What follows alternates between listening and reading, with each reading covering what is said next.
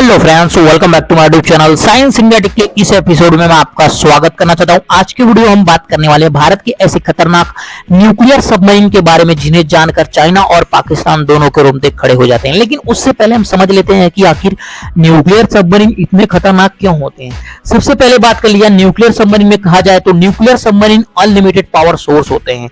यानी कि आसान सी भाषा में कहा जाए तो ये न्यूक्लियर सबमरीन जब बनाई जाती है तो इसमें इतना यूरेनियम की मात्रा होती है कि यह कह सकते हैं 30 सालों तक आराम से अनलिमिटेड पावर जनरेट कर सकती हैं, जिससे कि लंबे समय तक पानी में रहकर कोई भी ऑपरेशन को अंजाम दिया जा सकता है, जिससे कि इनकी कैपेसिटी बहुत ही हाई हो जाती है as compared to diesel submarine.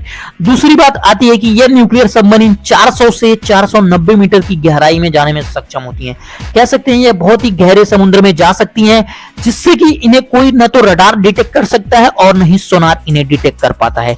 बहुत सारी सबमरीन जो होती हैं आपने देखा होगा कि अपनी जान बचाने के लिए वह अपने इंजन को ऑफ कर लेती हैं, जिससे कि पानी में वाइब्रेशन कम हो जाता है और कोई भी सोनार इन्हें डिटेक्ट नहीं कर पाता। अगर आप सोनार नहीं जानते तो बस इतना समझ लीजिए कि जमीनी सतह पे किसी भी चीज को अगर डिटेक्ट करना है तो रडार का इस्तेमाल किया जाता है।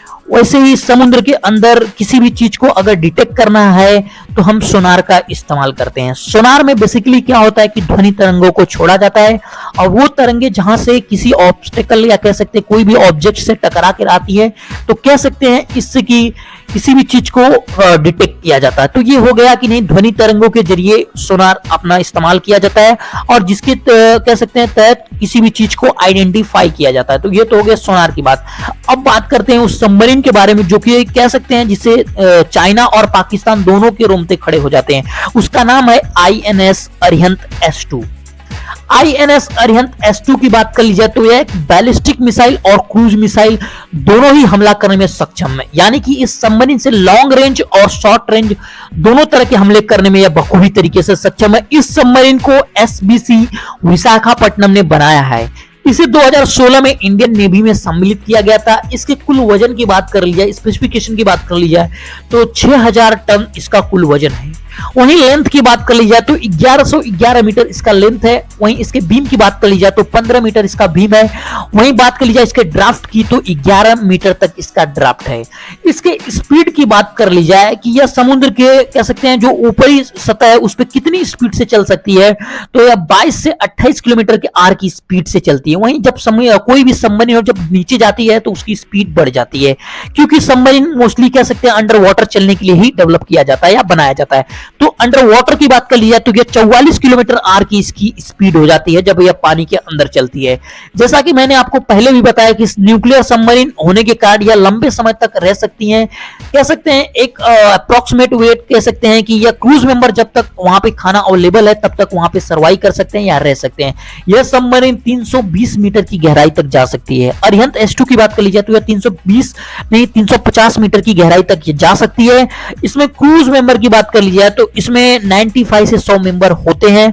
इस सबमरीन के पावर जनरेशन की बात कर ली जाए तो 83 मेगावाट की कॉम्पैक्ट लाइट वाटर रिएक्टर लगाया गया है, जो कि एक टरबाइन, एक शाफ्ट और साथ ही साथ 7 ब्लेडों वाला एक प्रोपेलर लगाया गया है, जो कि सबमरीन को आगे की तरफ धकेलता है।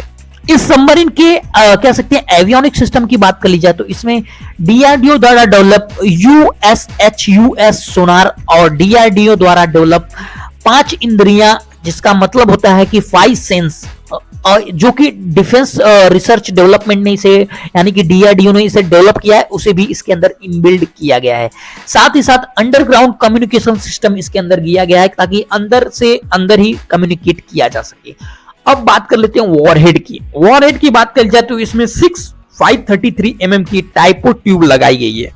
साथ ही साथ इसमें 12K-15 मिसाइलों को भी लैस किया गया है। यह बैलिस्टिक मिसाइल से भी हमला करने में सक्षम है, जिसकी रेंज की बात कर ली जाए तो 750 किलोमीटर तक बैलिस्टिक मिसाइल की रेंज है, जो कि इसके अंदर इनबिल्ड है।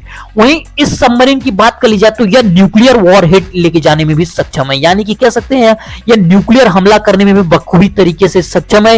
इस सबमरीन को कुछ इस तरह से डिजाइन किया गया है कि यह कह सकते हैं कि बहुत ही लॉन्ग समय तक पानी के अंदर रह सकती है और किसी भी कह सकते हैं कि ऑपरेशन को अंजाम दे सकती है। इसे साइलेंट किलर भी कहा जाता है।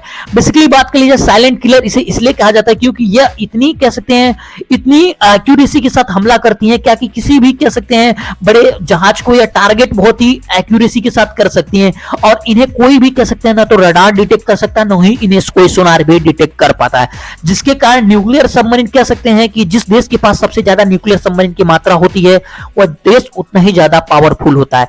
इसीलिए बहुत सारे देश हैं जो कि कह सकते हैं कि न्यूक्लियर सबमरीन डेवलप करने की कह सकते हैं कि रेस में बहुत ही आगे निकल रहे हैं। वहीं बात कर लिया इंडिया की तो इंडिया भी कह सकते हैं अभी पूरी तरीके से नहीं बोल सकते हैं लेकिन इंडिया भी अब अपने सबमरीन को डेवलप करने की कोशिश कर रहा है। वहीं बात कर लीजिए तो इंडिया ने कह सकते हैं कि इन न्यूक्लियर सबमरीन को काउंटर करने के लिए P-8 का कह सकते हैं जो यूएस आर्मी का एक विमान है जिसके कहा जाता है कि नहीं ये कि सबमरीन हंटर भी कहा जाता है, तो उसका इस्तेमाल करता है किसी भी सबमरीन को डिटेक्ट करने के लिए या मारने के लिए। तो कह सकते हैं कि नहीं बहुत ही ज्यादा ये कारगर होती हैं जो न्यूक्लियर सबमरीन होती है। वहीं बात कर ली जाए भारत की जो ये अरिहंत की बात कर ली जाए तो ये बहुत ही ज्यादा कंफर्टेबल है और कह सकते हैं ये बहुत ही ज्यादा कह सकते हैं कि एडवांस है। आप क्या कहना चाहेंगे कमेंट बॉक्स में जरूर बताएं इस सबमरीन के बारे में। मिलते हैं अगले वीडियो में, तब तक के लिए धन्यवाद। Thank you friends.